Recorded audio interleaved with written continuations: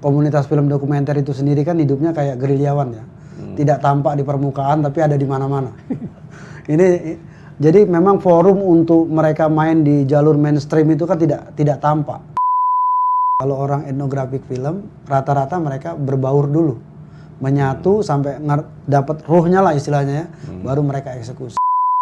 Tidak semua bentuk produk yang di YouTube itu juga itu dokumenter dalam perspektif karya ya.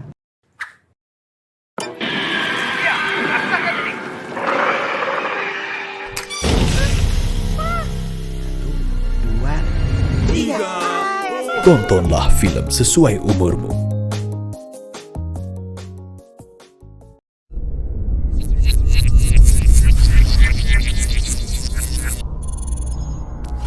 Action! Nihil. Sahabat Sensor Mandiri, kita berjumpa kembali dengan podcast dari Lembaga Sensor Film, Action Nihil. Saya Norka Masardi. Kali ini kita akan ngomong tentang dokumenter, pembuatan film dokumenter dan hal-hal apa di balik pembuatan film dokumenter dengan tamu kita, Bung Lianto Luceno. Apa kabar? Alhamdulillah baik Mas. Senang Masih bisa diundang di podcastnya LSF. Terima kasih, sama-sama. Anda sudah kelihatannya dari sosoknya udah seperti dokumenter nih. Kayaknya udah puluhan tahun ya terjun di bidang dokumenter ya. Kalau 2023 ini insya Allah ini tahun ke-32 tahun saya berkarir di film dan kurang lebih sekitar 20 tahun ada di dokumenter. Dokumenter 32 tahun di film dan 20 tahun di film dokumenter. Itu kan Anda dulu Bang Li di kuliah di Fakultas Film dan Televisi IKJ ya. Betul. Itu tahun berapa sampai tahun berapa? Saya masuk itu di dekade tahun 90 Mas. Tahun 90-an ya. Kebetulan mahasiswa istimewa, artinya kalau punya uang masuk, kalau nggak punya uang cuti dulu. Boleh gitu ya. Jadi lama di dalam kampus dan memang dulu nyari satu-satunya ya. Jadi kita kerasan di dalam ya, artinya banyak yang bisa dielaborasi lah, semua bentuk-bentuk kesenian. Jadi tidak melulu sebenarnya belajar tentang film saja gitu. Oke, Anda kan ini majornya penyutradaraan. Betul. Terus kok tiba-tiba tertarik atau berminat ke film dokumenter itu gimana? Latar belakangnya apa? Nah, saya di penyutradaraan pun Mas sebenarnya ketika saya ngambil jurusan, kan ada 3 jurusan ya. 3 jurusan itu jurusan film, jurusan televisi dan fotografi. Terakhir ditambah jadi filmologi, kajian film. Nah, awalnya saya penyutradaraan bidang film. Film seluloid, film fiksi gitu ya. Itu zaman itu masih seluloid aja? Masih seluloid. Saya praktek masih pakai seluloid. Nah, celakanya karena mahasiswa rantau yang tidak disupport sama keluarga, ini daya dukungnya sangat kurang. Jadi kalau di IKJ itu ya 11-12 antara kuliah sama ngejob itu bedanya tipis banget. Jadi kebanyakan ngejobnya ya kuliahnya akhirnya sambilan gitu ya. Nah, problem berikutnya adalah ketika saya mau lulus, saya kan harus buat DA, karya akhir. Nah, karya akhir itu kalau mahasiswa jurusan film itu harus produknya pakai seluloid, Mas. Nah, di zaman itu harga seluloid mahal sekali. Kita praktek pakai 16 mili, seluloid 16 mili itu satu can, satu piring seluloid itu untuk durasi 11 menit itu harganya udah 2,3. Sama dengan 2,3 itu kalau kurs itu kos-kosan saya dulu harganya 30.000. 30.000 ini. Mie ayam itu 500 perak. Terus teh botol itu 500. Jadi dan taksi waktu itu masih buka pintu 750. Jadi jauh sekali ya, ratusan kali lipat ya. Ratusan kali lipat. Harus Nah, membeli di Depok saya dengar tanah per meter itu masih bisa 50 sampai 150.000. Jadi kalau satu can 11 menit 2.300.000 itu sudah bisa kebeli tanah sekitar di daerah Bojong, Citayam lah. Oke. Jadi karena itu pilihannya tetap bikin itu atau enggak? Kalau mau ke sana mahal sekali dan kalau toh bisa itu harus dengan supporting tim ya, satu tim kerja untuk karya akhir itu harus banyak supaya apa? Supaya iurannya banyak. Nah saya pindah ke jurusan TV karena diperkenankan untuk praktek dengan kamera video pada waktu itu. Oke, soalnya karena dengan seluloid itu kan 1 kali take ya. Satu kali, kalau betul. gagal nggak ngabisin Dan bahan baku. prosesnya masih panjang mas, harus dibawa ke lab dulu dan biaya lab juga itu Oke. tersendiri gitu. Nah waktu kuliah itu kan juga belajar dokumenter dan ketika terjun pertama kali di mana? Nah waktu kuliah belajar mata kuliah dokumenter, sebenarnya saya mahasiswa yang sudah di ujung ya, artinya saya sudah harus cuci gudang untuk diluluskan mau tidak mau. Nah kebetulan ada kawan dosen yang baru datang dari Belanda dan dia membawa mata kuliah dokumenter. Awalnya saya asistensi di kelas. Dia masih grogi menghadapi kawan-kawan mahasiswa di IKJ, kemudian saya bantu-bantu karena saya sudah ada kepentingan untuk ngambil SKS dan segala macam. Oke. Nah dari situ rezeki saya juga mas, ada produksi film dokumenter, lebih spesifiknya membuat film etnografik film kerjasama antara Universitas Paris 10 sama Leiden University.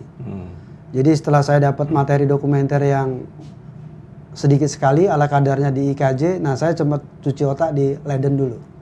Nah di Leiden itu saya baru tahu bahwa dunia ternyata terang benderang soal dokumenter ya? beda dengan di tanah air. Dari Leiden saya kerja sama sutradaranya itu orang Prancis, Dr. Gernot Martin, sama kameramennya itu Erik de Maker, orang Belanda, orang Leiden, di Sumba. Itu kita ambil di Sumba kita ambil upacara pasola, kalau pernah dengar ya, upacara tombak kayu dengan berkuda itu, dan itu saya 6 bulan di sana. Di Sumba. Di Sumba. Di Leidennya berapa lama? Kalau di Leidennya 2 kali trip mas. Yang pertama itu 8 bulan untuk brainstorming apa itu antropologi film. Terus yang kedua sekitar saya 4-5 bulan untuk mendalami etnografik film dari segi editing. Oke, nah apa bedanya antropologi film dengan etnografi film? Kalau antropologi film sebenarnya semua film yang diproduksi ini kita tidak pernah bisa meninggalkan kata antropnya karena itu kan manusia ya. Jadi semua. Tapi memang basicnya itu di kulturalnya mas. Ada wilayah budaya yang dimana manusia itu hidup. Okay.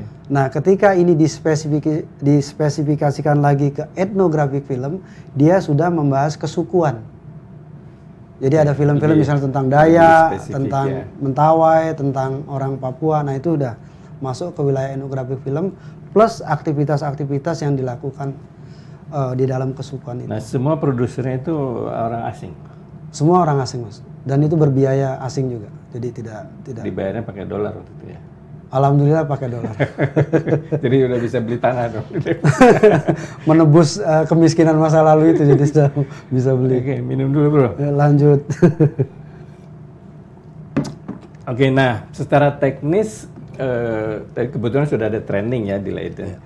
Secara teknis pembuatan film dokumenter dengan film fiction gitu sebenarnya sama aja atau beda? Ada bedanya? Kalau kita berbicara soal metodologi kerja, nyaris sama. Karena sama-sama direkam dengan sebuah teknologi apa yang dinamakan kamera. Tapi pada proses bagaimana karakter film itu berbicara, ini yang sangat berbeda. Intinya kalau di dokumenter itu kurang lebih ada 4 ya mas ya. Yang pertama itu kita akan berbicara soal material. Kalau di film fiksi, materialnya kita berangkat dari dreams, dari mimpi. Khayalan.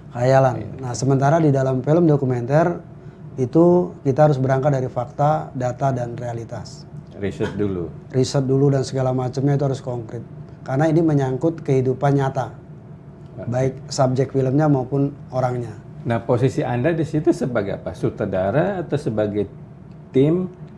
Apakah sebagai periset dulu atau gabung seluruhnya? Kalau di dokumenter itu memang terahnya kan gerilyawan ya. Jadi apa-apa harus bisa. Okay. Nah, tapi di dalam memang waktu kita belajar soal ilmu dokumenternya itu memang rasanya sulit memisahkan antara jabatan seorang dokumentaris itu seperti di film fiksi yang dia dibagi berdasarkan job desk-nya. Ada 99 job desk tuh. Persis. Nah, kalau di dalam dokumenter dia rata-rata sudah bisa meriset. Oke. Kalau risetnya bagus, dia rata-rata bisa menulis. Oke ya. Karena itu sebuah pengalaman empiris kan. Ya. Nah kalau dia punya pengalaman empiris menulis dan mengamati dengan baik dan nulisnya juga dengan baik, biasanya dia juga nyutradarin filmnya bagus. Karena satu roh, satu kejiwaan. Bahkan ada totally filmmaker di dokumenter itu dia pegang kamera juga. Nah, Bahkan sampai editing itu bisa dilakukan oleh satu orang. satu orang. Jadi dari belajar dari pengalaman dan dari riset, mulai dari riset, pengamatan, penulisan, penyutradaraan, dan juga bisa langsung edit juga apa yang dipikirkan Betul. tentang produk. Nah, pengamatan itu untuk subjek misalnya tadi Pasola, itu berapa lama mengamati di lapangan sebelum take atau langsung take gitu? Saya alhamdulillah ya Mas ya, waktu mau syuting Pasola itu saya dokter yang direkturnya itu Dr. Gernard Martin itu seorang peneliti ya. Jadi sebelum film ini dilakukan itu sudah 15 tahun yang lalu dia melakukan penelitian itu. Jadi sebelum kami syuting, kami baca buku hasil risetnya saja rasanya sudah seakan-akan ada tiba di tanah Pasola di Sumba waktu itu. Nah, di dokumenter itu mau tidak mau Mas harus ada basic pengetahuan tentang materi yang mau dikerjakan. Okay. Nah, lebih konkret lagi kalau kita bisa memang melakukan observasi lapangan sebelum dilakukan syuting. Nah, saya kebetulan pada waktu belajar pertama buat film itu semua ada. Dan sampai hari ini rasanya masih ngiler karena itulah sebenarnya production profesional yang saya lakukan tahap demi tahap secara benar, secara keilmuan. Nah, satu subjek dokumenter ini di lokasi kira-kira paling cepat itu berapa hari, paling lama berapa hari? Ya, kalau pengalaman di Sumba kemarin itu terekstrim, saya sendiri syuting 6 bulan. 6 bulan. 6 bulan. Tapi ada kawan-kawan yang hari ini, kayak Lola kemarin kan dengan filmnya Exil itu, The Exil, itu melakukan pencatatan sejarah orang-orang yang terasing di Eropa itu, sampai tahun ketiga baru bisa syuting. Jadi 3 tahun riset, sekitar 2-3 bulan dia syuting, kemudian 1-2 tahun filmnya diedit. Jadi butuh 5 tahun untuk menyelesaikan sebuah karya di editing. Itu yang terekstrim. Oke, yang paling cepat lah. Nah, kalau paling cepat kita pakai patron produksi dokumenter adaptasi televisi. Itu mereka rata-rata kalau kru TV itu dengan pengalaman saya pernah kerja di TV swasta itu, mereka 3 hari syuting, 3 hari edit, 1 hari preview, dan rata-rata 7 hari harus materi siap.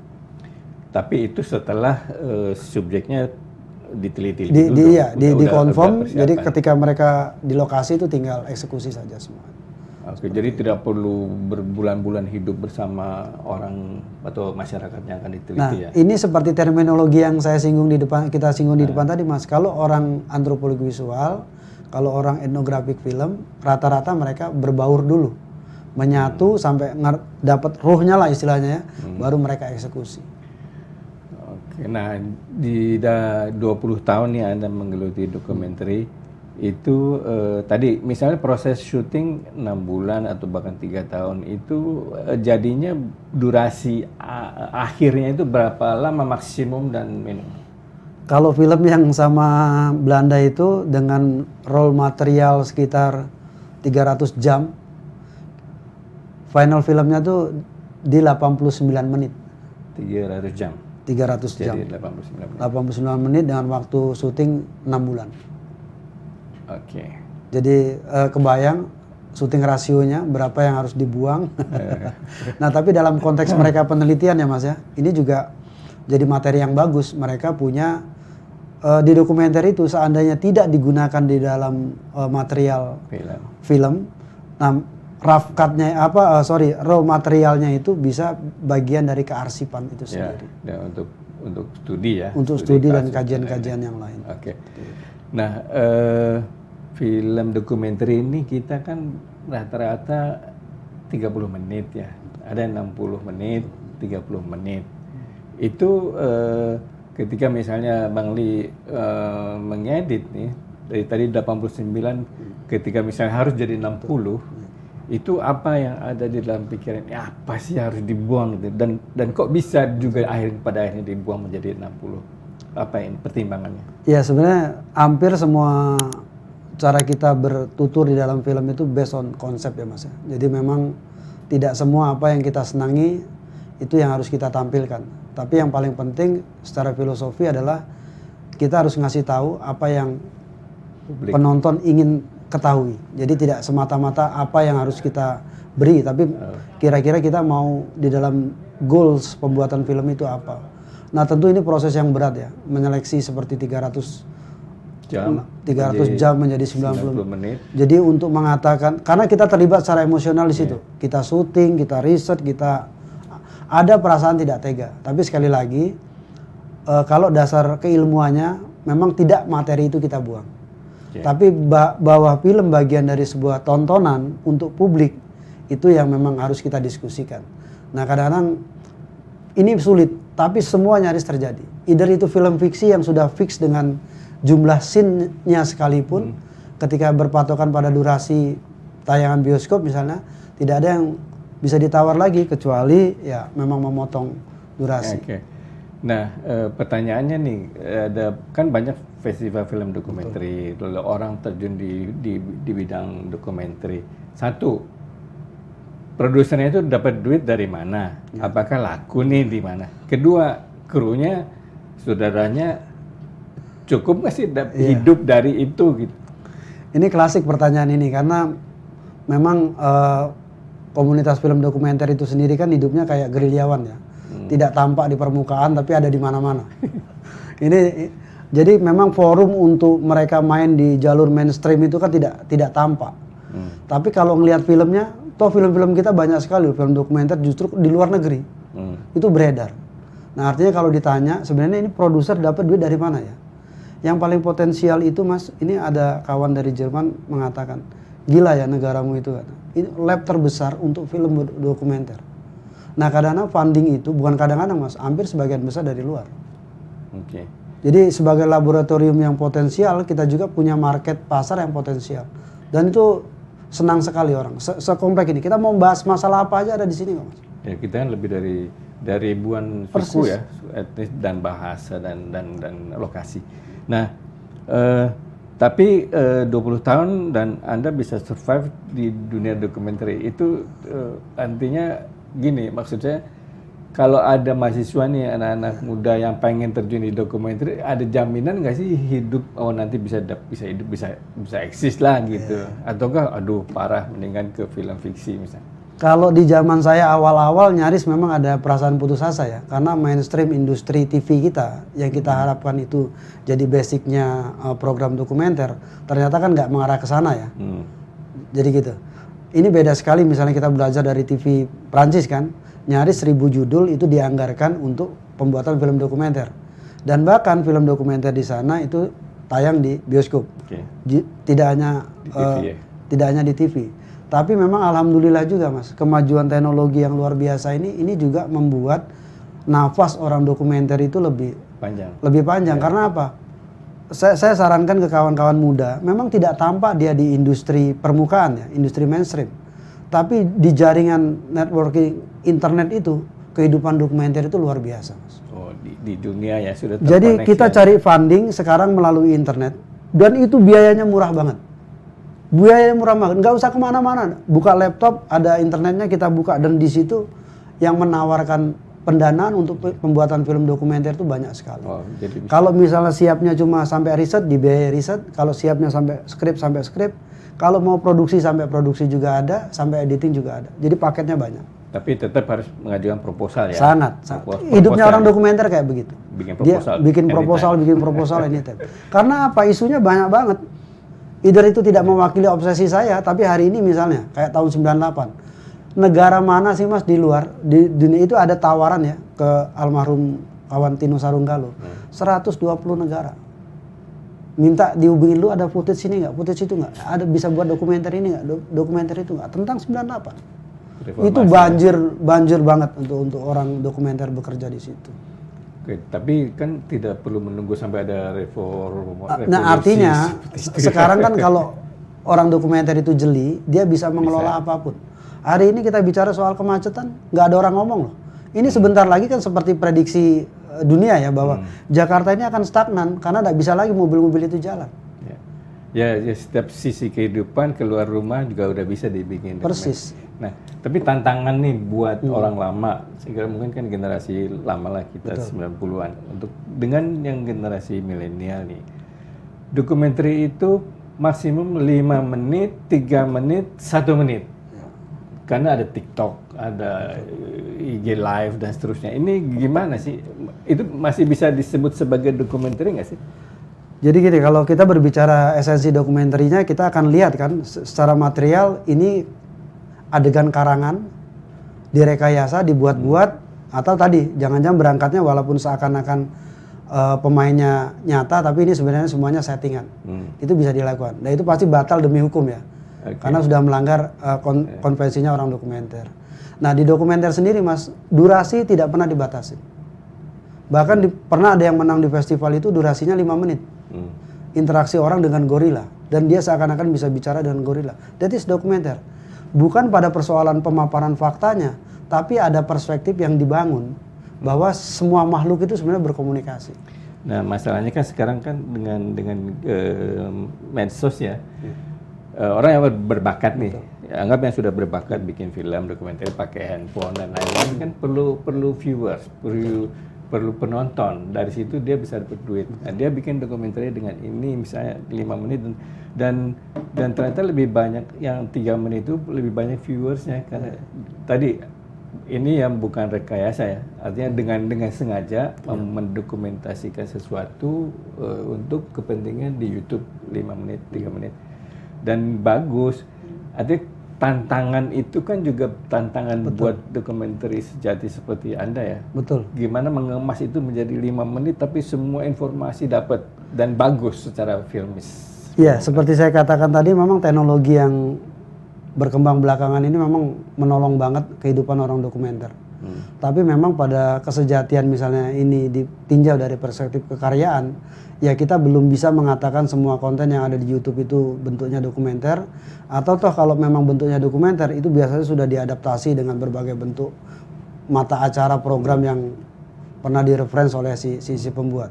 Memang potensinya ada sampai situ Mas, bahwa ketika ini booming, salah satu filmmaker dokumenter Indonesia, Dendi dengan Watchdog-nya itu, pada waktu dia buat yang menjelang pemilu tahun lalu kan itu 15 juta viewer. Itu bisa dibayangkan setiap hari rata-rata 1 juta orang nonton. Artinya bagi kami yang senior itu juga potensi pasar. Tapi bagi kami yang senior juga mengingatkan tidak semua bentuk produk yang di YouTube itu juga itu dokumenter dalam perspektif karya ya. Oh bisa. Nah kalau kita mau mengedukasi masyarakat ya memang harus ada forum bahwa untuk mengatakan ini film dokumenter atau ini sekedar sebuah tayangan semacam reality show. Itu diskusi para filmmaker di Leipzig, Jerman itu belum bisa bilang kalau reality show itu dokumenter. Karena apa? Karena dia tidak berangkat dari struktur bercerita ala film. Tapi dia pamer show soal kenyataan yang dihadapi dan mungkin juga direkayasa. Nah, ini mungkin program-program gini kan adaptasi program televisi yang marak dan memang bisa cepat menyedot perhatian penonton seperti itu. Nah, yang disebut dokumenter sejati itu secara filmografi, sinematografi itu boleh nggak sih pakai aplikasi dibikin efek-efek khusus supaya semakin kuat gitu gambarnya, ataukah harus yang raw betul-betul sesuai dengan aslinya? Nah ini Mas ya, kita berbicara ini, perdebatan ini ada di mana-mana. Kalau saya merujuk ke ilmuannya, ini buku tahun berapa dulu yang dibaca. Kalau yang senior-senior itu rata-rata bukunya Michael Rebiger itu tahun 60 sampai 80-an. Itu akan mengatakan bahwa tidak sah sebuah dokumenter kalau nggak ada fakta, data, dan realitas. Harus. Tapi ada buku tahun 2004 itu namanya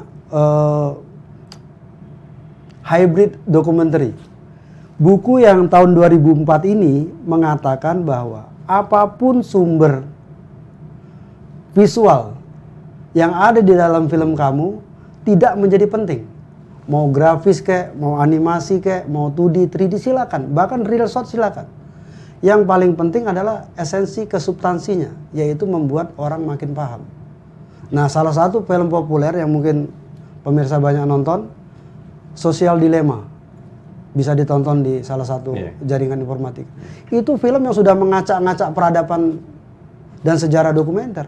Tapi ada yang mengkaji, itu yang dinamakan hybrid documentary. Dia mencampurkan semua sumber source, tidak penting lagi bahwa ini fiksi atau fakta. Tapi yang paling penting kita ngerti bahwa ada isu-isu yang dimainkan di dalam film tersebut. Yang kalau special effect itu bisa diakui nggak dalam dokumenter ini? Sangat Jadi bisa. Penggunaan aplikasi. Jadi Sangat. bukan hanya subjeknya yang boleh campur-campur, misalnya ada animasi, ada orang, ada binatang, ada gambar grafis, tapi setelah itu dikemas dengan misalnya efek-efek yang ada banyak nih di TikTok, Betul. efek itu boleh. Sejauh kita nggak lost konteks ya Mas ya. Oke. Jadi kalau misalnya membuat efek ledakan, ini hanya untuk orang mainan atau kira-kira ledakan ini merepresentasikan produk-produk perang sejarah. Banyak kan film-film BBC juga tentang sejarah itu efeknya juga bukan semua footage asli ya. Kadang-kadang memang harus diciptakan. Nah di dokumenter itu ada memang rekonstruksi yang pertama, yang kedua reenactment. Itu artinya mengadakan adegan untuk menguatkan konteksnya. Bukan untuk gagah-gagahan dan untuk genit-genitan seperti itu. Oke. Nah, sudah cukup panjang nih Bang Li. Terus Anda berhenti dari atau masih ya sekarang di dokumenter? Masih ya? Kalau sekarang kalau dulu kan murni jadi periset, penulis terus nyutradarain. Karena waktunya kan longgar banget. Nah, kalau sekarang naik sedikit lah Mas. Jadi produsernya film dokumenter. Oke, di Indonesia TV ya, betul. Itu punya Kemendikbud. Betul. Kok bisa? Karena Anda begitu hebat itu jadi dipilih di situ. Salah satu faktor kehebatan memang iya ya.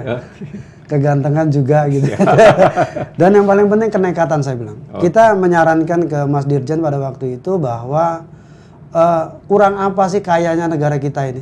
Mau ngomong apa aja lah, isu sosial ada, apalagi kita di kementerian kan ngomongin soal pendidikan dan budaya itu banyak banget. Masalah apapun, kemiskinan dan segala macam banyak banget. Tapi ini rasanya sebagai sebuah laboratorium besar, kita juga harus punya channel gitu loh Mas.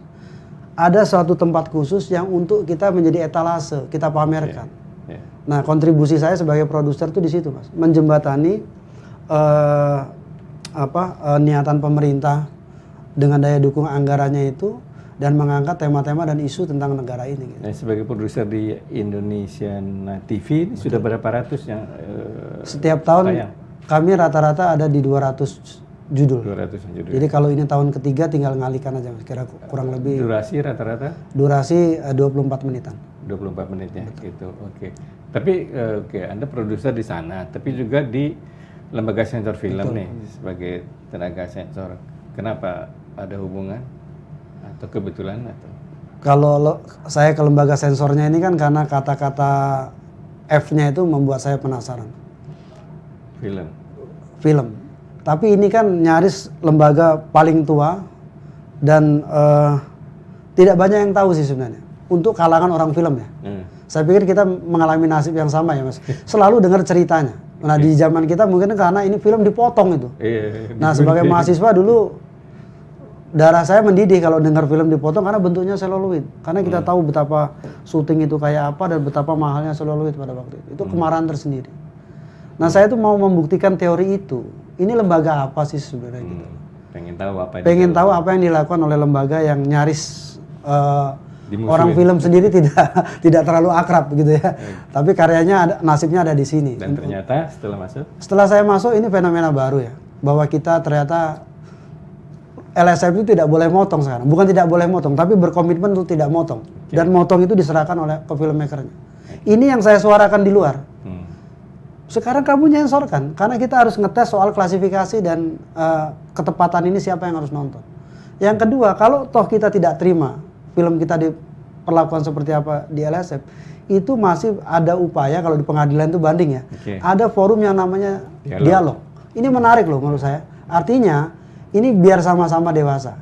Kan tidak banyak juga orang film tahu kalau ternyata ada undang-undang film yang punya hierarki soal bagaimana sebuah tontonan layak ke publik. Nah, terakhir nih, Anda setuju film semua dokumenter wajib disensor atau Saya disensor boleh? saya hari ini Mas itu ada mendirikan dan duduk di Asosiasi Pembuat Film Dokumenter, Asosiasi Dokumentaris Nusantara. Kami mensosialisasikan itu. Agar Karena apa? Membuat dokumenter is not crime. Ini bukan kejahatan kok. Jadi apa yang mau kita suarakan, ya kita harus tes untuk wilayah publiknya. jadi tidak keberatan ya Anda sebagai Sangat orang tidak. untuk semua produk film dokumenter disensorkan. Disensorkan. Tidak Nah, masalah. di Indonesiana TV itu Mas, sambungannya adalah ketika saya sebagai produser mendesain konsep film-film dokumenter itu dikerjakan oleh kawan-kawan dokumenter di daerah. Oke. Dan mereka wajib sensor.